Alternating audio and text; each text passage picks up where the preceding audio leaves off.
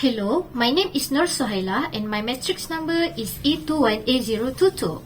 As our task was given is the global warming and its cause of global trading as our title and discussion in my group words. Without further ado, let's talk about what is global warming.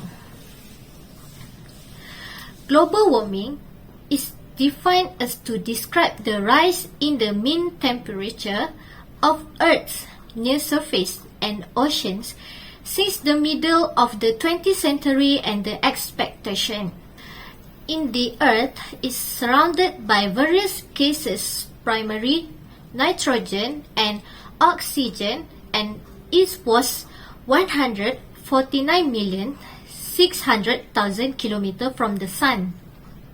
Furthermore, the Earth's surface average temperature may also rise over time as a result of human activities, particularly when greenhouse gases such as carbon dioxide, methane, and nitrous oxide are released into the atmosphere. The global warming also refers to the anthropogenic component of climate change alone and only the surface warming associated with it.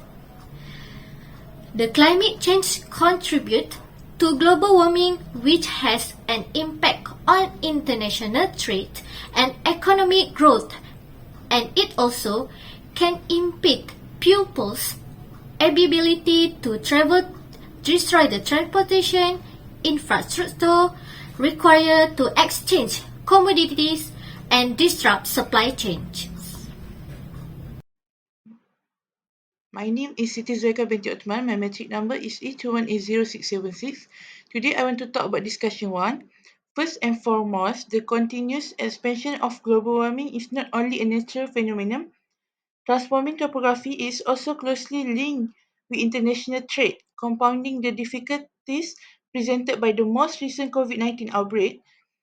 Industries that depend on stable conditions for production and transportation are directly impacted by the disruption of trade, road, and structure caused by the global warming. Extreme weather events like hurricane and wildfires are occurring more frequently and with greater intensity. This throw off supply chains and slow the production and delivery of communities.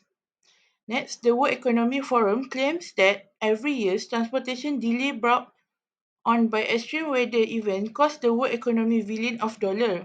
Coastal infrastructure and port, which are important to global trade, are also at risk from increasing sea level, which might also cause more delay.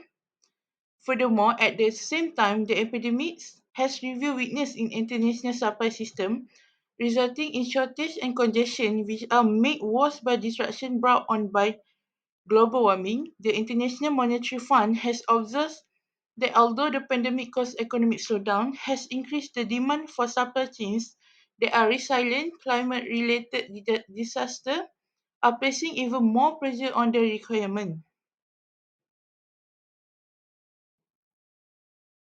Next, for discussion 2, in addition, global warming and its costs on global trading happen when the waste disaster brought on by global warming interact with trade disruptions, present a worrying picture for the world economy.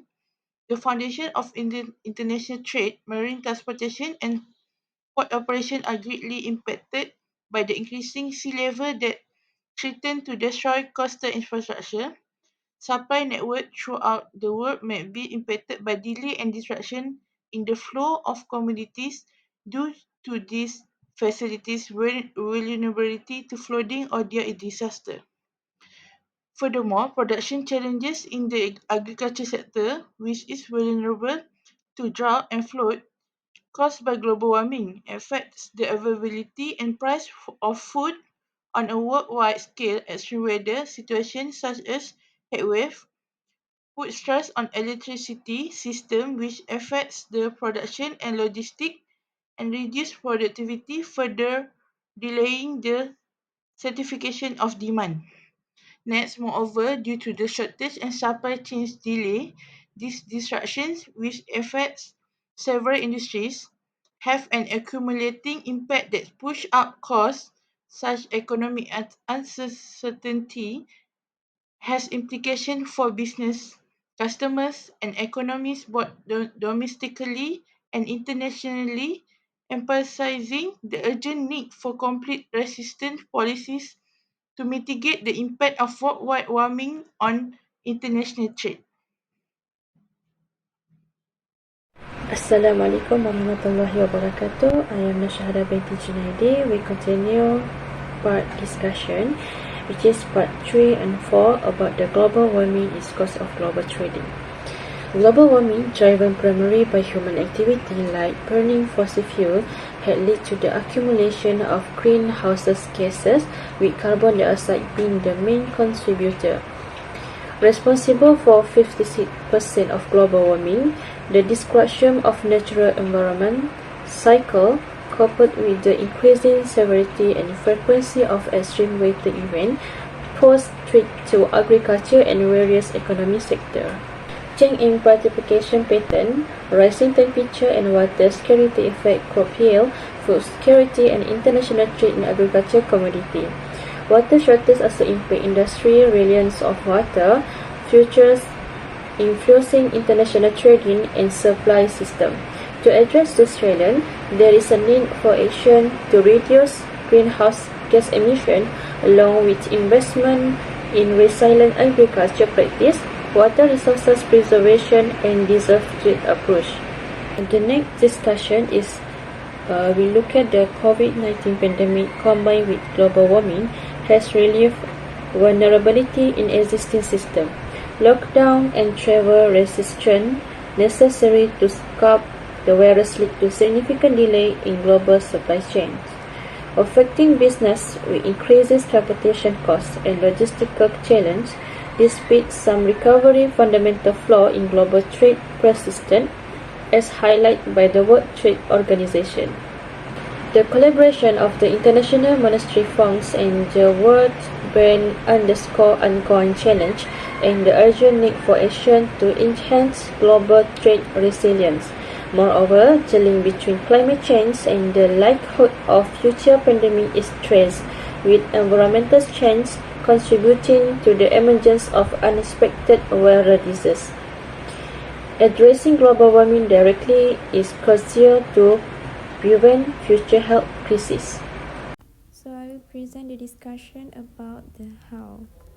First thing first is disruption of supply chains. Extreme weather events such as hurricanes, floods, and wildfires can disrupt transportation infrastructure and manufacturing facilities.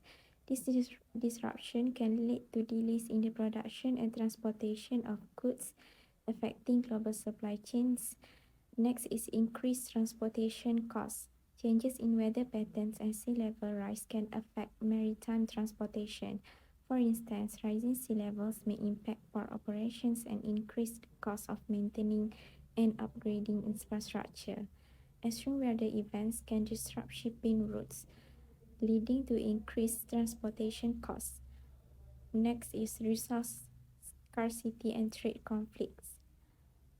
Global warming contributes to resource scarcity, such as water shortage and changes in agricultural productivity. Competition for scarce resources can lead to trade conflicts as countries seek to secure their resource supplies, potentially resulting in trade tensions. Next, if shifts in agriculture production, changes in temperature and precipitation patterns can affect agricultural productivity and the geographic distribution of crops. This can lead to shifts in global trade patterns for agricultural commodities as some regions may experience declines in production while others see increases. Next is regulatory responses and market access. Growing concerns about climate can lead to regulatory responses, including emissions reduction targets and environmental standards. Companies operating in regions with Stringent environmental regulations may face challenges in maintaining compliance, impacting their market access and trade relationships. Assalamualaikum. My name is Nur Ashikin binti Suhanisa. My metric number is 8218063. Today I would like to talk about the solution and highlight from Malaysia. For the first point, which is the green technology investment, which is the energy efficiency solution, are critical in minimizing the causes of global warming and can have a beneficial impact on global trading by lowering greenhouse gas emission and improving sustainability. Energy efficiency technologies, by implementing energy efficient technologies across industry, can result in considerable saving in energy consumption. This include modernizing the manufacturing processes, using energy efficient machinery, and supporting smart grid technology. For the investment in renewable energy project has the potential to be a major engine of economic recovery following COVID-19. Solar and wind farm, for example, not only contribute to Malaysia's green energy ambitions, but they also create job and drive economic growth. Next point for the solution and highlight for Malaysia, which is the public awareness and education. Raising public and business awareness of the effect of global warming and the importance of sustainable practices can help to establish a culture of environmental responsibility. Continuous monitoring and evaluation to create a mechanism for ongoing monitoring and assessment of public awareness campaign in order to assess their performance and identify areas for improvement. And also, Malaysia can be a more informed and active populace capable of comprehending and solving the difficulties posed by global warming, particularly its effect on global trade, by implementing this public awareness and education measure. For the long-term success require consistent effort, partnership, and multi-stakeholder collaboration. The other point is mitigation. Mitigation involves reducing the flow of heat-trapping greenhouse gases into the atmosphere, either by reducing sources of these gases, for example, the burning of fossil fuels for electricity, heat, or transport, or enhancing the sinks that accumulate and store these gases, such as the oceans, forests, and salts. Next one of the solution is save energy at home. Much of electricity and heat are powered by coal, oil, and gas. Use less energy by reducing heating and cooling use, switching to LED lights, bulbs, and energy efficient electric appliances. Improving home energy efficiency through better insulation, for instance, or replacing oil or gas furnace with an electric heat pump can reduce carbon footprint by up to 900 kilograms of CO2 per year.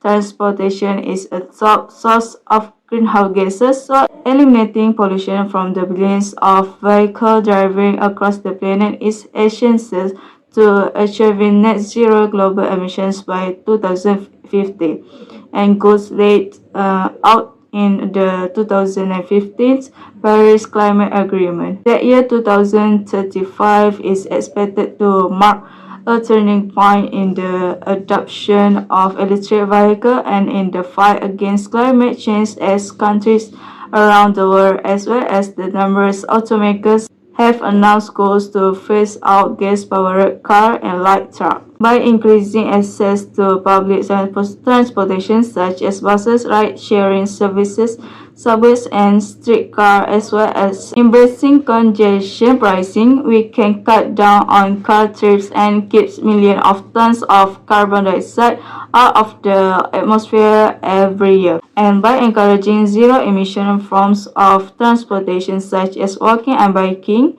we can reduce emissions even more.